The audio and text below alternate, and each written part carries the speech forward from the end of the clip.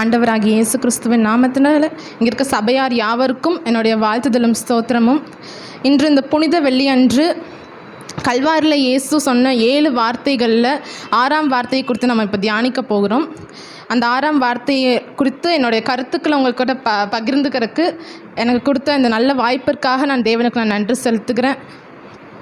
இந்த நாளில் இயேசு கிறிஸ்து மரித்த நாளை தான் நம்ம குட் ஃப்ரைடே அப்படின்னு சொல்கிறோம், புனித வெள்ளி அப்படின்னு நம்ம சொல்லிகிட்ருக்கோம். ஆனால் அந்த புனித வெள்ளிங்கிற நாளுக்கு நிறைய அடமொழி கொடுத்து அதை பெரிய வெள்ளி, நல்ல வெள்ளி, கருப்பு வெள்ளி, துக்க வெள்ளி மற்றும் விடுதலை வெள்ளி அப்படின்லாம் சொல்லிகிட்டு இருக்காங்க. இதில் எது கரெக்டாக இருக்கும் அப்படின்னு சொல்லிட்டு நம்ம ஆப்டாக இருக்கும் அப்படின்னு சொல்லி நம்ம பார்த்தோம்னா, ஒரு இறையியல் சிந்தனையில் நம்ம பார்த்தோம்னா அந்த விடுதலை வெள்ளி, நான் கடைசியாக சொன்னேன் இல்லையா, விடுதலை வெள்ளி, லிபரேஷன் ஃப்ரைடே, அதுதான் கரெக்டாக பொருத்தமாக இருக்கும் அப்படின்னு சொல்லிட்டு நான் நினைக்கிறேன்.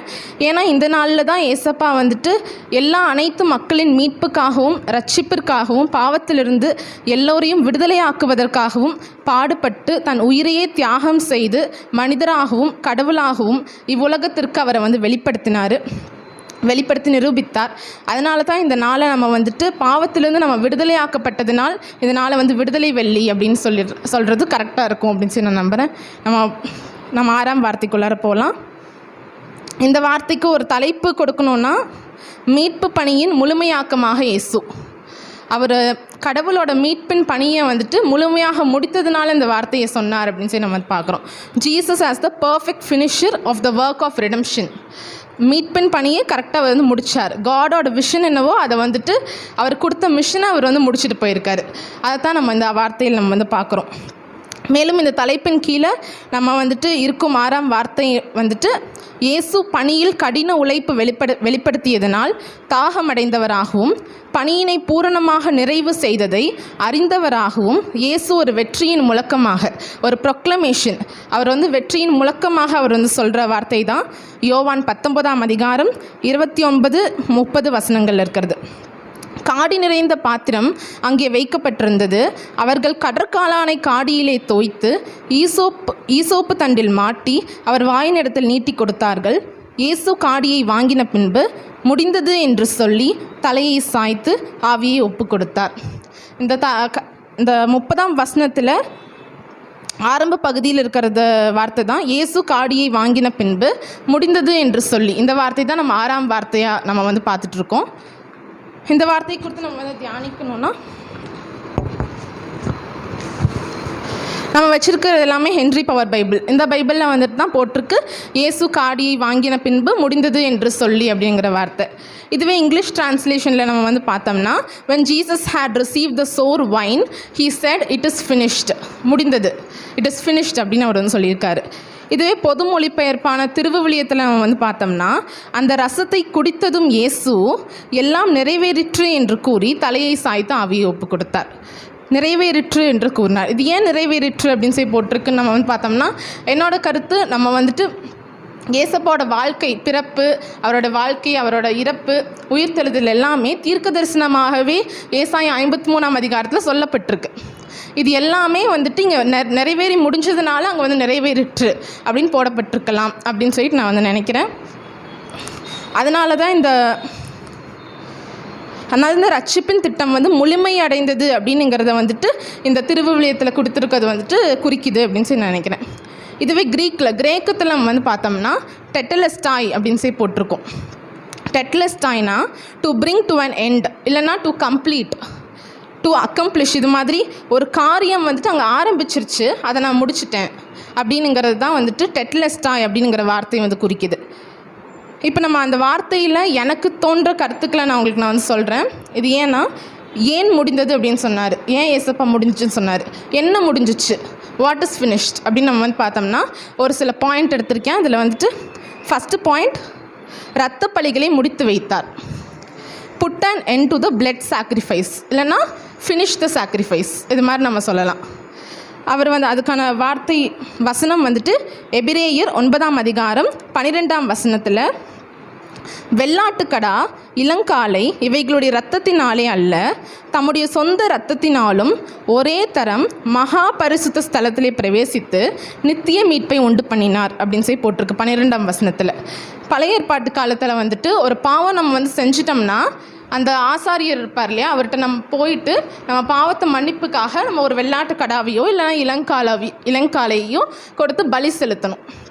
அப்போனா நான் வந்துட்டு அந்த பாவம் வந்து மன்னிக்கப்பட்டது அப்படின்னு ஒரு நம்பிக்கை. ஆனால் அது முழுமையாக மன்னிக்கப்பட்டிருக்குமாங்கிறது கிடையாது. ஆனால் அது ஒரு நம்பிக்கை. அதனால் அவங்க வந்து செஞ்சுட்டு வந்தாங்க.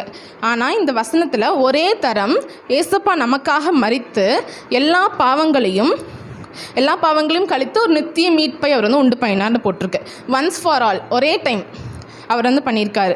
சிலுவையில் அவர் வந்து தொங்கும்போது, உங்களுக்காக நான் என்னுடைய பரிசுத்த ரத்தத்தை சிந்தி அந்த பழியை முடித்து விட்டேன் அப்படின்னு சொல்கிறாரு. நம் பாவங்களுக்குரிய எல்லா பழிவையும் ஏசப்பா ஏற்றுக்கிட்டு அதை வந்து சிலுவையில் முடித்தார். அதனால் கடவுளுக்கும் மனிதனுக்கும் இருந்த தடை வந்துட்டு உடைந்தது. ஏன்னா நம்மளுக்கும் கடவுளுக்கும் ஒரு கேப் இருந்துச்சுன்னா அது காரணம் பாவம் மட்டும்தான். அந்த பாவத்தை முடித்து நம்மளுக்கும் கடவுளுக்கும் இருக்கக்கூடிய ஒரு தொடர்பை அவர் வந்துட்டு நீட்டிட்டு போனார் அப்படின்னு சொல்லி நம்ம வந்து சொல்லலாம். ரெண்டாவது என்ன காரியம் சொல்லலாம்னா, the debt was paid in full, கடன் முற்றிலும் அடைக்கப்பட்டது அப்படின்னு சொல்லி நம்ம வந்து சொல்லலாம். அதுக்கு வசனம் எபிரேயர் 10ஆம் அதிகாரம் 11ஆம் வசனம், 18ஆம் வசனம், 13 இதெல்லாம் வசனத்தையும் நம்ம வந்து பார்க்கலாம். 11ஆம் வசனத்தில் கொடுத்துருக்கு, நாடோறும் ஆராதனை செய்கிறவனாயும் பாவங்களை ஒரு காலம் நிவர்த்தி செய்யக்கூடாத ஒரே வித பலிகளை அநேக தரம் செலுத்துவனாயும் நிற்பான். அந்த வசனத்தில் நம்ம பார்த்தோம் ஒரே தரம்னு. இந்த வசனத்தை கொடுத்துருக்கு அநேக தரம் அப்படின்னு சொல்லிட்டு. எத்தனை தரம் செலுத்துகிறாங்க அப்படின்னா, இதோட இந்த வசனத்துக்கு ஒரு பொருள் என்ன இருக்குன்னா, பழைய ஏற்பாட்டின்படி ஆசாரியர்கள் பலிகளை செலுத்திட்டு வந்தாங்க. ஆனால் அந்த பலிகள் வந்து பாவங்களை முழுமையாக நீக்க முடியவில்லை. அது வந்து தொடர்ந்து செலுத்தப்பட வேண்டியதாக தான் இருந்துச்சு. இந்த வசனம் வந்துட்டு இயேசு கிறிஸ்துவின் பலியோடு நம்ம வந்து ஒப்பிட்டு பார்க்கும்போது, இயேசு கிறிஸ்து சிலுவையில் ஒரே ஒரு முறை தம்மை பலியாக கொடுத்தார். அந்த ஒரு பலி எல்லா மனிதர்களின் பாவங்களையும் முழுமையாக நீக்கியது. ஆனால் அதனால தான் இயேசுவோட பலி வந்து நம்ம வந்து ரொம்ப உயர்ந்தது அப்படின்னு சொல்லி பார்க்குறோம். பழைய ஏற்பாட்டின் பலிகள் எல்லாமே டெம்பரவரியாக, ஒரு தற்காலிகமாக தான் பாவத்தை வந்துட்டு மூடி மறைத்தன. ஆனால் இயேசுவின் பலி பாவத்தை நிரந்தரமாக நீக்கியது. 18ஆம் வசனத்தில் நம்ம வந்து பார்த்தோம்னா, இவைகள் மன்னிக்கப்பட்டது உண்டானால் இனி பாவத்தின் நிமித்தம் பலி செலுத்தப்படுவதில்லையே அப்படின்னு சொல்லி கொடுத்துருக்கு. இந்த சின்ஸ் வந்துட்டு ஃபர்கிவன்னா இனிமேல் நம்ம வந்துட்டு பாவத்தின் நிமித்தம் பலி கொடுக்கப்படுவதில்லையே அப்படின்னு சொல்லி நம்ம வந்து கொடுத்துருக்கு. அப்படிங்கிறத நம்ம வந்து பார்க்குறோம். அதனால தான் ஏசப்பா வந்து எல்லா கடன்களையும் முடிச்சு வச்சுட்டு தான் போயிருக்காரு. நம்முடைய பாவங்கள் அனைத்தும் மன்னிக்கப்பட்டு விட்டன. அதனால தான் பாவத்தை போக்க நாம் எந்த பலியும் செலுத்த வேண்டியதில்லை அப்படின்னு சொல்லிட்டு இந்த வசனத்தில் கொடுத்துருக்கு. 13ஆம் வசனத்தில், இனி தம்முடைய சத்துருக்களை தமது பாதப்படியாக்கி போடும் வரைக்கும் காத்து கொண்டிருக்கிறார். 13ஆம் வசனம் என்ன சொல்லுதுன்னா, இயேசுவின் காத்திருப்பை பற்றியும், அவர் காத்திருந்து அந்த சத்துருக்களை தமது பாதப்படியாக ஆக்கி போட்டார். காத்திருப்பை பற்றி கூறுகிறது. அவருடைய அதிகாரம் வந்துட்டு அந்த இடத்துல நிலைநாட்டப்படுவதையும் பற்றியும் அது வந்து கூறுது. 18ஆம் வசனத்தில் ஒரே பலியாக நமக்கு முழுமையான மன்னிப்பு கிடைச்சிருச்சு அப்படிங்கிறத பற்றி அதை வந்து உறுதி செய்து அந்த வசனம் நம்மளுக்கு வந்து கிடைச்சிருச்சு அப்படின்னு சொல்லிட்டு 18ஆம் வசனம் வந்து உறுதி செய்து நமக்கு. 3வது பாயிண்ட் என்னென்னா, சாத்தானின் கிரியைகளை சிலுவையிலே அவர் முடித்து வைத்தார். Jesus put an end to the works of Satan on the cross அப்படின்னு சொல்லி நம்ம வந்து பார்க்குறோம். இதுக்கு வசனம் வந்துட்டு 1 யோவான் 3:8. அந்த வசனத்தோட பிற்பகுதியில் மட்டும் நீங்கள் பார்த்தீங்கன்னா, பிசாசின் கிரியைகளை அழிக்கும்படிக்கே தேவனுடைய குமாரன் வெளிப்பட்டார் அப்படின்னு சொல்லிட்டு நம்ம கொடுத்துருக்கோம். இயேசுவின் வருகையோட முக்கிய நோக்கமே சாத்தான் கொண்டு வந்த பாவத்தையும் பயத்தையும் மரணத்தையும் அழிப்பது தான் அப்படின்னு சொல்லிட்டு நம்ம வந்து பார்க்குறோம். இப்போ சிலுவையில் அவரை வந்துட்டு இதை நிச்சயமாகவே செய்தார். அவரோட பாவம், சாத்தான் கொண்டு வந்த பாவங்கள் பயங்கள் எல்லாவற்றையுமே அவர் வந்து போக்கினார். பாவத்தின் பிடியிலிருந்து மக்களை விடுவித்து அவங்கள கடவுளோடு சேர்த்து வைக்கிறதுக்கு தான் ஏசப்பா வந்து வந்தார். மரணத்தின் சக்தியை உடைத்தார். இதற்கு வசனம் எபிரேயர் 2:14 இதில் கொடுத்துருக்க மாதிரி, மரணத்துக்கு அதிகாரியாகிய பிசாசானவனை தமது மரணத்தினாலே அழிக்கும்படிக்கும் அப்படின்னு சொல்லிட்டு ஒரு வார்த்தை இருக்குது. அவரோட மரணத்தின் அதிகாரியாக இருந்த சாத்தானை அவர் வந்துட்டு அழிக்கிறதுக்காக தான் வந்தார் அப்படின்னு சொல்லி கொடுத்துருக்கு. மரணத்தின் பயம் தான் மனிதனை வந்து அடிமைப்படுத்தி வச்சுருந்துச்சு. ஆனால் இயேசு சிலுவையில் இறந்த பிறகு 3ஆம் நாள் உயிருடன் எழுந்து சாத்தானின் முக்கிய ஆயுதமான மரண சக்தியை நசுக்கினார் அப்படின்னு சொல்கிறோம். நம்ம 1 யோவான் 3:8 வசனத்திலையும் எபிரேயர் 2:14 வந்துட்டு இயேசு பிசாசின் கிரியைகளை அழிக்க வந்தார்னு 1 யோவான் 3:8 போட்டிருக்கு.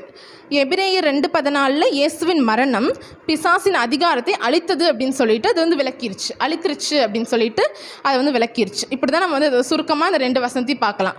1 யோவான் 3:8 அவர் வந்து அழிக்க வந்தார்னும், எபிரேயர் 2:14 அவர் பிசாசின் அதிகாரத்தை அழித்திருச்சு அப்படின்னு சொல்லிட்டு நம்ம வந்து பார்க்குறோம். இதுலேருந்து நமக்கு என்ன கிடச்சிச்சு? பாவத்தின் அடிமைத்தனம் முடிந்தது. பாவத்தினால் நம்ம வந்து அடிமைப்பட்டு பயந்து இருந்தது எல்லாமே முடிஞ்சிச்சு. மரணத்தின் அச்சம் முடிந்தது. சாத்தானின் அதிகாரம் முடிந்தது. குற்ற உணர்வின் பிணைப்பு, நம்மளுக்கு அந்த தப்பு செஞ்சிட்டோமே அப்படின்னுங்கிற ஒரு குற்ற உணர்ச்சி வந்துட்டு முடிஞ்சிச்சு. நமக்கு வெற்றி வாழ்க்கை அப்பையிலேருந்தே ஆரம்பமாயிருச்சு அப்படின்னு சொல்லி நம்ம வந்து பார்க்குறோம். 4வது, நியாயப்பிரமாணத்தை மூடி மறைக்க அல்ல, அவற்றுக்கு முழு வடிவம் கொடுத்து முடிக்க வந்தார். not to cover up the law but to give its full form and complete it. முழுமையான வடிவத்தை அவர் வந்து கொடுக்கறதுக்காக வந்தார் அப்படின்னு சொல்லி நம்ம அதை பார்க்குறோம். இந்த ஒரு வசனம் பார்த்தோம்னா மத்தேயு 5:17 ஏசப்பா சொல்லியிருப்பார், நான் நியாயப்பிரமாணத்தையோ தீர்க்கதரிசிகளால் ஆன எழுத்தையோ ஒழிக்கும்படிக்கு வந்தேன் என்று எண்ணாதீர்கள், ஒழிக்கும்படிக்கு அல்ல நிறைவேற்றுவதற்கே வந்தேன் அப்படின்னு சொல்லிட்டு ஏசப்பா வந்து சொல்லியிருப்பார். இதில் ஏசப்பாவோட வாழ்க்கை, அவரோட வார்த்தைகள், அப்புறம் சிலுவையின் மரணம் எல்லாமே நியாயப்பிரமாணங்களில் காணப்பட்டிருக்க தீர்ப்பு, பரிசுத்தம், இரக்கம், பாவத்திற்கு நிவாரணம் எல்லாத்தையுமே வந்து பூர்த்தி செஞ்சுதான் நம்ம வந்து பார்க்குறோம். ரோமர் 10:4 பழைய ஏற்பாட்டின் சட்டத்திட்டங்களை கடைப்பிடிப்பதன் மூலம் கடவுளுக்கு நீதியுள்ளவர்களாக மாற முடியாது அப்படின்னு சொல்லிட்டு ரோமர் 10:4 கொடுத்துருக்கு. ஏன்னா பழைய ஏற்பாட்டோட அந்த சட்டத்தை மட்டும் நம்ம கடைப்பிடிக்கிறதுனால கடவுளுக்கு நீதியாக நம்ம வந்து மாறிட முடியாது. அவரை விசுவாசிப்பதன் மூலமாக மட்டும்தான் நம்ம நீதியை வந்து பெற முடியும் அப்படின்னு சொல்லிட்டு நம்ம வந்து பார்க்குறோம். ஏன்னா ரோமர் 10:4 வந்து கொடுத்துருக்கு, விசுவாசிக்கிற எவனுக்கும் நீதி உண்டாகும்படியாக கிறிஸ்து நியாயப்பிரமாணத்தின் முடிவாக இருக்கிறார் அப்படின்னு சொல்லிட்டு வந்து கொடுத்துருக்கு. ஸோ அதனால தான் அவர் வந்து மொழி வடிவம் கொடுத்துன்னா இயேசு கிறிஸ்து நியாயப்பிரமாணத்தின் உண்மையான அர்த்தத்தையும் நோக்கத்தையும் தனது போதனைகள் மற்றும் வாழ்க்கையின் மூலமாக வெளிப்படுத்தினார். அன்பும் இரக்கமும் தான் நியாயப்பிரமாணத்தோட அடிப்படையே. அதனால் அதை தான் அவர் வந்து செஞ்சு காட்டிட்டு போயிருக்காரு. முடித்து வைத்தார்னா இயேசு கிறிஸ்துவின் மரணம் உயிர்த்தெழுதலின் மூலம் நியாயப்பிரமாணத்தோட நோக்கம் நிறைவேறி முடிந்தது அப்படின்னு சொல்லி நம்ம வந்து பார்க்குறோம். கடைசியாக 5வதா, எல்லா கற்பனைகளுமே ஒரே பிரதான கற்பனையின் மூலமாக முடித்து வைக்க வந்தவர் இயேசு. Jesus came to conclude all the commandments through one main commandment அப்படின்னு சொல்லி நம்ம வந்து பார்க்குறோம். அந்த கமாண்ட்மெண்ட் என்னென்னா மத்தேயு 22 37-40 இருக்க வசனங்கள் நம்ம வந்து பார்த்தோம்னா, உன் தேவனாகிய கர்த்தரிடத்தில் உன் முழு இருதயத்தோடும் முழு ஆத்மாவோடும் முழு மனதோடும் அன்பு கூறுவாயாக, இதுவே முதலாம் கற்பனை அப்படின்னு சொல்லி கொடுத்துருக்கு. Love the lord your God with all your heart and with all your soul and with all your mind. இதுதான் ஃபர்ஸ்ட் அண்ட் கிரேட்டஸ்டான ஒரு கமாண்ட்மெண்ட்டாக கொடுத்துருக்கு. 2வதா 39 உன்னிடத்தில் நீ அன்பு கூறுவது போல பிறனிடத்திலும் அன்பு கூறுவாயாக அப்படின்னு சொல்லி கொடுத்துருக்கு. Love your neighbour as your self. இதுதான் வந்துட்டு எல்லாத்துலேயுமே பிரதான கற்பனையாக இருக்குது அப்படின்னு சொல்லி கொடுக்குறோம். அதனால் இப்போ நம்ம பார்க்குறோம் 10 கட்டளையில் கொடுத்துருப்பாங்க, களவு செய்யாதிருப்பாயாக, விபச்சாரம் செய்யாதிருப்பாயாக அப்படிலாம் கொடுத்துருக்கோம். இப்போ நம்ம வந்து இந்த நீங்கள் love your neighbour as your self, நீங்கள் வந்துட்டு மற்றவங்களையும் நேசிக்கணும், உங்களை நேசிக்கிறது போல் மற்றவங்க மேலேயும் அன்பு கூறணும். அப்படி ஒரு இது இருந்துச்சுன்னா நம்ம போய் மற்றவங்ககிட்ட போய் இச்சையாக பேச மாட்டோம், விபச்சாரம் செய்ய மாட்டோம், மற்றவங்களோட பொருளை வந்து களவாட மாட்டோம், கொலை செய்ய மாட்டோம், அப்படி இருக்கலாம் இல்லையா? அதனால் எல்லாமே இதுக்குள்ளே அடங்கிடுச்சு அப்படிங்கிறது பார்க்குறோம். அதனால தான் எல்லா கற்பனைகளையுமே ஒரே பிரதான கற்பனையின் மூலமாக அவர் வந்து நிறைவேற்றினார். அதுதான் இந்த வார்த்தையின் மூலம் அவர் முடித்து வைத்தார் அப்படின்னு சொல்லி பார்க்குறோம். உலக பிரகாரமான காரியங்கள் எல்லாமே ஒரு முடிவுக்கு உட்பட்டது, எல்லாமே ஒரு முடிவுக்கு இருக்குது. ஆனால் இயேசுவின் முடிவு என்பது மறுவாழ்வின் தொடக்கத்திற்கான முடிவு. இன்றைக்கும் 2000 ஆண்டுகளாக நடைபெற்று வருவது தான் அவருடைய முடிவுக்கும் நம்மோட முடிவுக்கும் இருக்கிற வித்தியாசம்னு நம்ம வந்து பார்க்குறோம். பழைய ஆதாமின் கீழ்ப்படையாமின் வழியே வந்த பாவத்தின் சம்பளமாகிய மரணத்தை புதிய ஆதாமாகிய இயேசு கிறிஸ்து தனது கீழ்ப்படிதலினால் மரணத்தின் முடிவு பரியந்தமும் தமது தாழ்மையினால் சிலுவையில் தொங்கி தனது உதிரத்தின் வழியே மரணத்தை வென்று, மரணமே உன் கூர் எங்கே, பாதாளமே உன் ஜெயம் எங்கே என்று எல்லாவற்றையும் வென்றவராக இயேசு எல்லாம் முடிந்தது என்று உரத்த சத்தமாக கூறினார். இது ஒரு ப்ரொக்ளமேஷன், ஒரு எல்லாம் முடிந்ததுன்னு சொல்லிட்டு கூறியிருக்காரு. ஆனால் நமக்கும் ஒரு சில பொறுப்புகளை ஏசப்பா கொடுத்துட்டு போயிருக்காரு. அது என்ன பொறுப்புன்னா மத்தேயு 28:18-20 நமக்கு கிரேட் கமிஷனை வந்து கொடுத்துட்டு போயிருக்காரு. ஆகையால் நீங்கள் புறப்பட்டு போய் சகல ஜாதிகளையும் சீஷராக்கி பிதா குமாரன் பரிசுத்த ஆவியின் நாமத்தினாலே அவங்களுக்கு ஞானஸ்தானம் கொடுத்து நாங்கள் உங்கள் கட்டளையிட்ட யாவையும் அவங்க கை கொள்ளும்படிக்கு அவர்களுக்கு உபதேசம் பண்ணுங்கள் அப்படின்னு சொல்லிட்டு ஒரு கட்டளை கொடுத்துருக்காரு. அந்த கட்டளையை நம்ம வந்து நிறைவேற்றுறவங்களா இருக்கணும். இயேசுவை போல் நாமும் அயராது பாடுபடுகிற, போராடுகிற, தீய ஆற்றல்களை மேற்கொள்ளுகிற ஆண்டவர் இயேசுவின் அடியவர்களாக உறுதியாக இருந்து அவருடைய ஆளுகையின் கீழ் தொடர்ந்து பணியாற்றி அவரது எதிர்பார்ப்புகளை நிறைவு செய்வோம். இயேசுவை போல் வெற்றி முழக்கத்தை நம்ம வாழ்வில் அறிவிக்கணும். அதனால் இந்த வார்த்தை டெட்டலிஸ்டாய் அப்படின்னுங்கிறது ஃபினிஷ்டுங்கிற வார்த்தை வந்துட்டு இட்ஸ் நாட் அ க்ரை. அது வந்து அழுகையின் வார்த்தை கிடையாது. But it is a shout of victory. நம்ம ஒரு வெற்றியின் முழக்கமாக தான் அதை வந்து பார்க்குறோனுங்கிறத வந்துட்டு நான் வந்துட்டு உங்களுக்கு என்னோடய கருத்தை உங்கள்கிட்ட சொல்லிட்டு முடிக்கிறேன். ஆமென்.